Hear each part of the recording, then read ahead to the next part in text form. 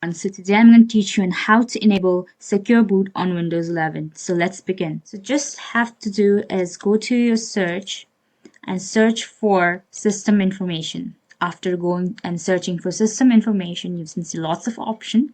Just go to secure boot state if it is enabled or not. So to enable this, what you need to do is go to your settings. After going to your system setting, go to the search button and search recovery options right here. Click on recovery option, then you can see that there is restart your device to start up settings. So what you're going to do is restart it.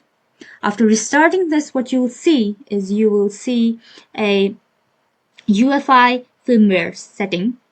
You'll see that blue page. After that, you'll need to restart the PC again. Then after that, you can easily boot and enable your boot security. I hope you found this useful. Thank you.